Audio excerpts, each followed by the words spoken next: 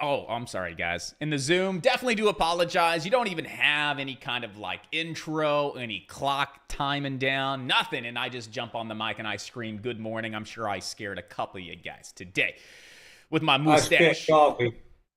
Did I get you, Andy?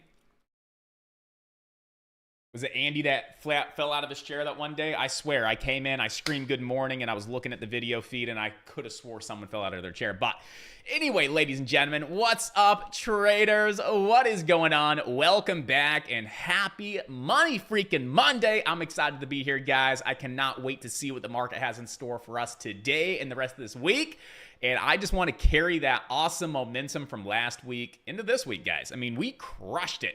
Some of you guys had some of your biggest days in the market, some of your best weeks in the market.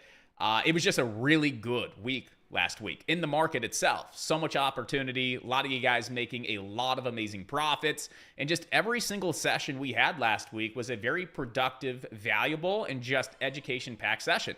So I really appreciate you guys being here, obviously, and engaging, speaking up, working with one another. I mean, that's how you guys are growing. And that's how you guys are moving that needle day over day. So I just want to carry that amazing momentum into this week, crush it again, and lock in some amazing profits, obviously. So we're going to dive into it here in a moment, talk about what we got going on for the day. But first and foremost, I want to hear everybody and see everybody good morning. So if you're in chat, just type up a big old good morning. If you're in the Zoom and you feel up to it, go ahead and shout a big old good morning as well. What's up? Good morning. And who else we got in the house today? Oh, there's Julie. Good morning. Good morning, Julie. Patrick, Angel, Christy, Q, Catherine. What's up, Catherine? And everybody else inside of chat. Again, good morning, traders. We're going to dive right into it. We're going to talk about what we got going on for the day. We'll be all set, ready to rock and roll. We will have a lot of time before market open to review your tickers for the day as well. So just have those ready to go. Type those up inside of chat. If you guys are on YouTube watching the rundown, type those up inside of the message field. And we will have definitely a lot of time to review your stocks as well. But let's not waste any time here. Let's go ahead and dive into it. All right, so let's take a look at the economic calendar and get mindful of any kind of data or key events we have going on today, and we don't got nothing. So I'll go ahead and just save you guys the next 5 minutes. We don't have anything going on today, guys. All right, so at 10 o'clock, we got some light data. It's total vehicle sales, wholesale inventories, light data, not really market-moving stuff. And that's really what you see the rest of the day. There's stuff on the calendar, but it's not really market-moving data or market-moving events. So, I mean, we're in the clear for the day. Tomorrow, we're in the clear as well, guys. Right? But coming into Wednesday, we got CPI data at 8:30. Thursday, we have PPI data at 8:30. And then Friday, we have Michigan consumer sentiment at 10. So today into tomorrow, hey, we're good, right? If there's any swing trade opportunity today, hey, guess what? We don't really have to worry about anything tomorrow morning. But if you're looking for a swing trade Tuesday into Wednesday, well, we got key CPI data 8:30 Wednesday morning. So again, you just have to take that into consideration and be mindful of that. If you have any open swing trades or if you're thinking about taking any kind of a swing trade, just be mindful that we have key data this week. Wednesday CPI data at 8:30 and then PPI data Thursday at 8:30. But today and tomorrow, we are in the clear, ladies and gentlemen. Let's go right to the SPY. Let's talk about what we got going on and get you guys prepared for the day. So, first things first, I am on a 5-minute time frame. All right, if you guys need me to go to the daily and show you where I found these daily zones, I'm more than happy to show you where I found those daily zones. But we're going to start on the 5-minute, right? I'm going to give you guys those zones, all the other things that we notice here today as well, and start to build some of those what-if plans. All right, so first thing that I want you guys to do is go back to last Tuesday's high a day. Go ahead and connect last Thursday's high a day with a downtrend and simply just extend that out to the right. So you're connecting the high day from Tuesday and the high day from Thursday and just naturally extending that trend line out to the right. And you're going to be like, Josh, right, I don't really have a point here on Friday. Is that trend line still valid? Well, if you zoom in a little bit further, you actually see the trend line validated on Friday. Right here, you're like, well, the high day was up here, so how's that a valid downtrend, Josh? Well, zoom in a little bit. Take a look and see what price did around the trend line on Friday. Right? We broke the trend line. We got slammed and rejected back below it, retested it with a lower high, then flushed. That trend line was valid. That was a false breakout through the trend line. We came and back tested it and respected it once again as a resistance, and then we flushed. That is a valid trend line. So make sure you have that on the charts, okay? Because we are coming into that trend line here in pre-market. So that's the first thing I want you guys to look at. Number 2, take a fib extension from Friday's high of day into Friday's low of day. Run that fib extension here, and we're going to use this fib extension as, you know, potential areas of resistance to the upside. And if we have confluences lining up with that extension, it's only going to help us find even better trades. So, fib extension from Friday's high of day down into Friday's low of day, and go ahead and have that extension up on yo charts, okay?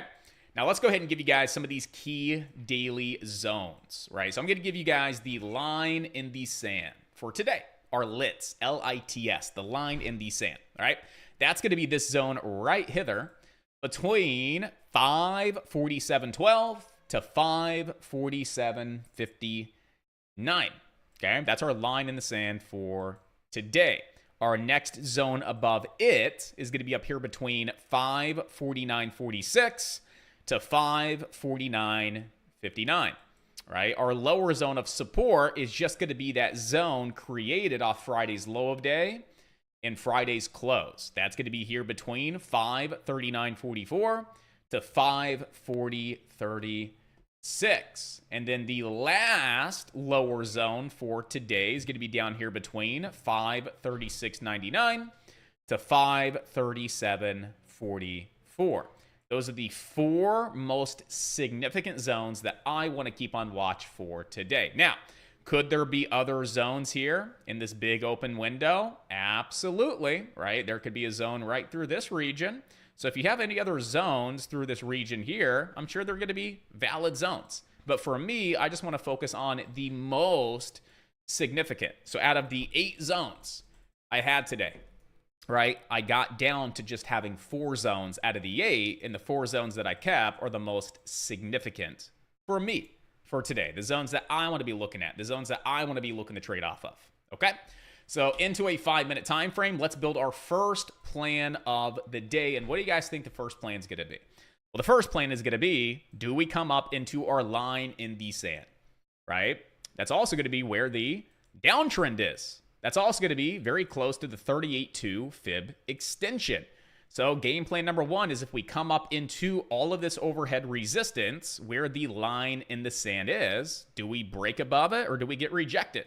Game plan number 1 is going to be we get rejected. If we can't break that downtrend, if we can't break that line in the sand zone of resistance, I want to be getting short, right? Where to? I think we can come back down into, right, Friday's close and Friday's low of day. That would be my main profit target, like my main PT. Now, will there be areas from here down to here? Like, is there going to be other areas where I'll look to take profit along the way down? Of course, right? I'll scale out at my 2-to-1, 3-to-1, 4-to-1, so on and so forth, right? If we come back down into pre-market highs and pre-market lows, those will be profit-taking levels, right? Look left. There will be pit stops along the way down. But that's my main profit target. I think we would have realistic potential to see it come back down at least into Friday's close and low of day. So that's going to be game plan number 1. If we see the SPY come up into the downtrend, into that line in the sand, and if we fail to break through it, I would be looking to get short today on the SPY. And then our long plan is just the complete opposite. If we see the SPY come up into all that resistance and buyers overpower sellers and we break through it, just to pull back and retest all that resistance as new support, well, from there, I would simply look to get long. Where to? Our next daily zone of support, which would be up here between 549.46 to 549.59. So it really just comes down to what is the SPY going to do, if anything, off the line in the sand, off that multi-day downtrend. We get rejected, I get short, we break it, we hold it. I simply look to get long for today. That's going to be my 2 game plans here with the SPY. Just want to see what we're going to do up against all that resistance off our line in the sand between 547.12 to 547.59. That's my 2 game plans today with the SPY. Now, if we see the SPY just start to drop at the open, right, and we don't come up into all that resistance, I'm going to give you guys my 3rd plan, and that's going to be looking to get long at that lower zone of support if we hold it between 539.44 to 540.36. If we come down into that zone, we hold it as support, if we close this gap from the gap up, that could be an area where we see the market hold. Balance could be an area where we look to get long on the SPY if we come down to that lower zone first. So keep that lower zone on watch. If you hold above it, that would be another great area to look for a potential long today. You're on the SPY, right? So those are the game plans and the breakdown on the SPY, guys. Let's go do the same thing here on QQQ, all right? What I want you to do here is the same exact thing that you did with the SPY. So go ahead and take that fib extension from Friday's high of day down to Friday's low of day. Get that extension marked up, okay? Go back into last Tuesday's high of day and go ahead and connect the high of day from Thursday and the high of day from Friday, and you will see we have a nice multi-day downtrend here on the Qs as well. All right, so you have multi-day downtrend. You have fib extension from Friday's high of day to Friday's low of day. And then we have 3 daily zones to keep on watch for today. Your first daily zone is going to be our line in the sand for today. That's between I always do that. My dyslexia kicks in. It's 4:54.15 to 4:54.70. That is our daily line in the sand. It's a key zone. It's going to be a make or break for me today. That also lines up with our 50% fib extension level. So keep that in the back of your mind. We already have double confluence up against some of this initial resistance. Okay, so again, key level I want to watch here at the start of the day on the Qs is this daily zone or line in the sand between 4:54.15 to 4:54.70, and it also lines up with that 50% extension level. Okay, so if we get rejected off that line in the sand and we hold below the 50% level, I'd look to get short. Where to? Back into Friday's low of day and Friday's close.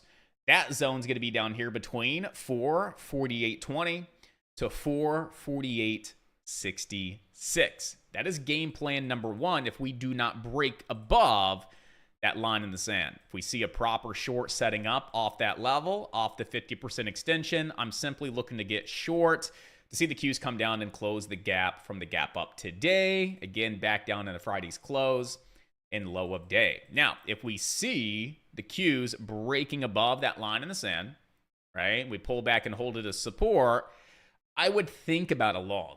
And I'd say I would think about a long because I know we can move into that next zone of resistance on the daily, which is up here between 457.72 to 458.38, but we'll have that downtrend in the way. So it just may limit how much upside we would really have on that trade. But if we see the break through that zone, if we see the retest, right, and we have a proper trade setting up and we have a good low risk, decent reward trade into that downtrend, I would take it. But if the risk reward sucks, I'm not looking to take that long because I got to be mindful that we have that multi-day downtrend sitting right above that line in the sand zone, right? So it really depends. If we break it, if we hold it, just build the plan. And if we have good risk with if we have low risk with good reward, we'll take that trade into the downtrend with the expectations of, hey, we may be able to break that downtrend and move into that next daily zone of resistance. All right, so that's going to be game plan number 2, is if we see the Qs breaking that line in the sand, holding it as support, we could look for a long into that multi-day downtrend. And then if we break that downtrend, we could look to continue to run that trade on up into our next daily zone of resistance between 457.72 to 458.39. So my plan today really just comes down to what are the Qs going to do off the line in the sand, right? So those are your 2 game plans off that LITS. Final plan is if the Qs don't come up into that zone. If the Qs open and just start to flush and pull back, I will be looking at that lower zone of support up against Friday's low of day and close to see if we hold as intraday support today. And if we do, that would be a nice area to be looking for a long off that lower area of support. So that's going to be game plan at number 3 if we come down into that level of support first. And then we would simply look to play it long from support up into your next daily zone of resistance. All right, simple stuff, guys. Just looking to trade from zone to zone. All right, so that's going to be the analysis and the game plans for today here with QQQ. And then lastly, maybe Goog. Maybe the Goog. I just want to see what we're going to do up against Friday's low of day and close. So just go ahead and mark up a zone and put it up against Friday's low of day and close here on GOOG. I mean, we dumped hard, right? And so I just went ahead and marked up that zone because I'm like, could we see a continuation move down today? Well, we could. Ideally, what you want to see on day 2 for a continuation play is a gap down. On day 2, open lower, push up into the previous day's close and low, and then flush. And we see that second day of, say, like downside continuation, right? That's kind of what stood out to me first. But then I come into a 5-minute time frame, and I start to see something a little different. I see that we actually cracked that level in post-market on, Friday, and we got back above it here this morning, and we actually held that level as a pre-market low. So if we don't fall back below that level, I think we could see a push off that zone and see a little bit of upside, especially if the SPY is setting up long and the Qs are setting up long as well. I think it's realistic that we see GOOG hold that 151.94 to 152.11 region. And if we do hold that level as support today, we could have a nice long, at least back up into those pre-market highs, right? And I think we could see a little bit more upside as well. But that's going to be the first game plan, right? If we see strength and we see good upside with like the SPY and the Qs, and we see GOOG holding that lower zone of support, I would consider a long, right? And so the last thing that I want to do is get an idea of where those targets would be to the upside. Because I mean, I have a daily zone up here at like 157.36, and that's like my main target to the upside along that long opportunity. If it sets up, would be that 157.36 to like 157.51 region. But there will be other areas to take profit along that potential move up if we see that potential move up today. But what I want to do is take a fib extension from Friday's high a day down into Friday's low of day, and then simply run that back up into Friday's high a day. And this will give me an idea of profit taking levels to the upside, right? So pre-market highs would be like the first target, then the 61.8, then the 50%, then the 38.2, all the way up into that daily zone of resistance, right? And what do you notice about that daily zone of resistance? It lines up with that 23.6 fib extension. So that would be a very key level to absolutely keep on watch. The other thing too that I just noticed is you could run a downtrend here on GOOG. Those two lower highs on Thursday, it actually connects up against that high from Friday session, and you do see that that downtrend also lines up with that zone and that 23.6. It's not the best, but you can still see that we will have a little bit of this downtrend here over on Goog. And we could probably readjust this even further and really start it off of the high a day from Tuesday. Fine-tune this, tweak this a little bit, and you could see that, yeah, we still have a pretty valid downtrend here on GOG. So again, just throw that up there. It's another idea of where we can get to. It's another area of resistance up against that multi-day downtrend. But the biggest thing is we got a key daily zone of resistance overhead, and it's up against that 23.6. So again, game plan number one, guys, is going to be overall market showing some movement to the upside, looking good. And if we see GOOG hold that lower zone of support, I would be looking for a long opportunity today. But let's say the overall market looking pretty weak. We hit those key zones. We start to roll on over. We see some downside across the board. And let's say GOOG gets back below that zone. I'm just looking for a retest. If we get below that level and come back up and retest it as resistance, you best believe I'm getting short on GOOG for that possible continuation move to the downside today. So a simple crack and retest would be what I want to see to look to get short here on GOOG. And what would I be targeting on GOOG? I would really be targeting this lower gap to the downside, right? So first target to the downside would be the top end of the daily gap at 147, and we may see GOOG fill that daily gap down around 144.74. So that would be like the main area that I'm targeting to the downside, right? So again, trade plan number 2, a crack and a retest below Friday's close and low of day. If we see that opportunity presenting itself, we're looking to get short, probably down the 150 first. It's psychological support, so yes, 150 to the downside first. Then we'll start to target that lower gap down around 144.74 to 147 on Goog. So I want to keep that one on watch here today as well, guys. All right. Other than that, there's nothing else that really stood out to me. Nothing else that really looks fancy. I like Goog. I think there's potential. I like the SPY, and I like the Qs for today. So I'm feeling pretty good. I'm convicted. I got my top 3 stocks on watch, and definitely think we got some great opportunity for today, guys. All right. But what are you looking at for today? What's on your radar? Let's take a look.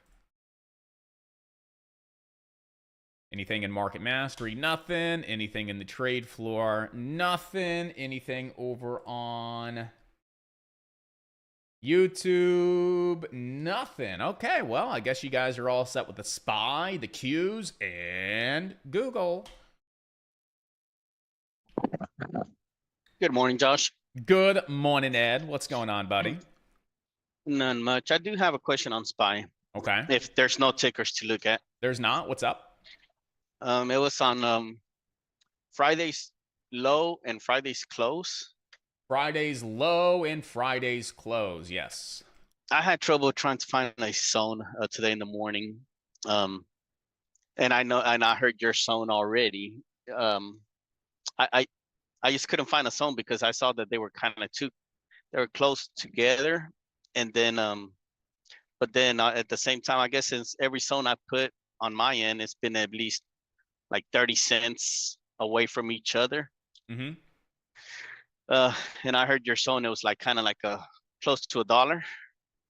So the zone I have down here is it's almost $1. It's about 90 cents. It's off of Friday's low day and close.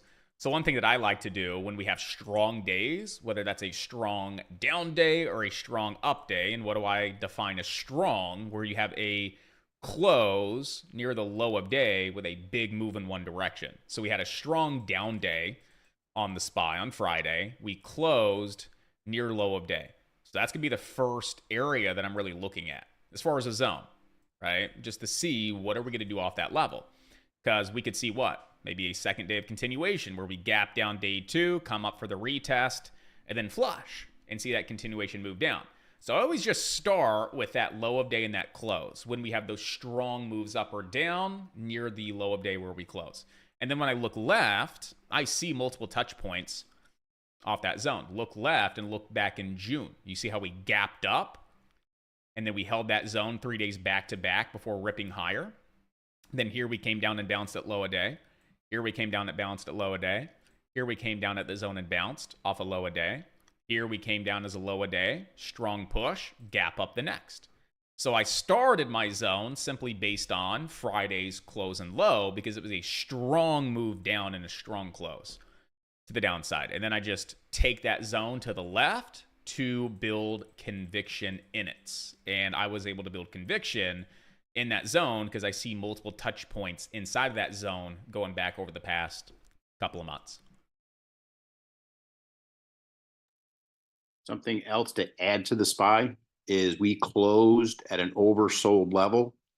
Again, I always like to reiterate whether it's oversold or overbought doesn't mean it can't stay that way. So we may get a bounce off of that, but it's also being careful that with some of the zones you're talking about that we could get a pushback down after this little bounce. Absolutely. 100%. You know, if we come up into all that resistance, I think there could be some opportunity to the downside because I'm still targeting that 537 level on the SPY. I think that's a really realistic level to see the SPY get down to. If not to that area, I think there's more downside. I think, you know, at least the mid to low 530s is a very realistic area to see the SPY get down to before we see potentially some upside. I mean, you got A little gap down here. You got the 50% level. You got some very nice support sitting in the mid 530s. I mean, monthly hedge pressure is still sitting in the mid 530s.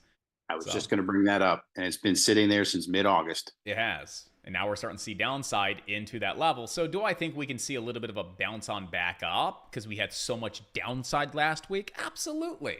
But if we come up into all that resistance, that's absolutely some key areas where I'm looking to get short.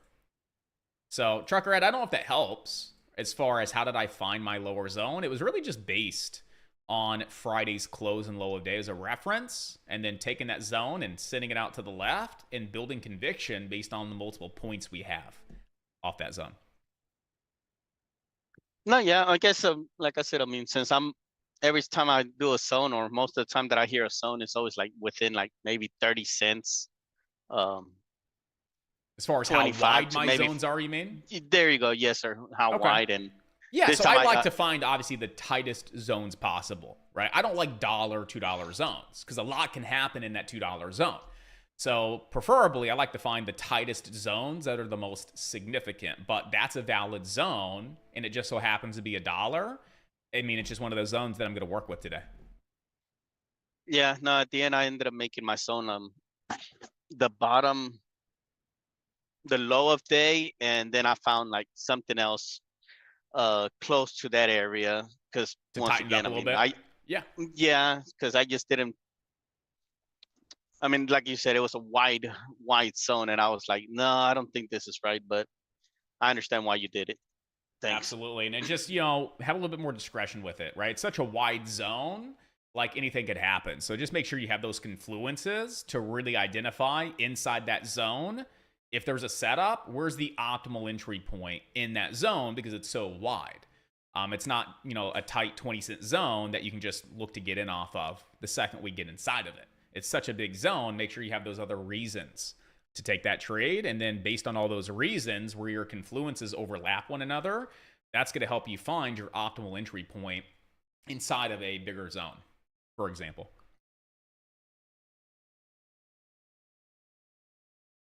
All right, what else we got? We got 2 minutes to market open. Actually, about a minute and a half. So let's get these scanners live for you guys.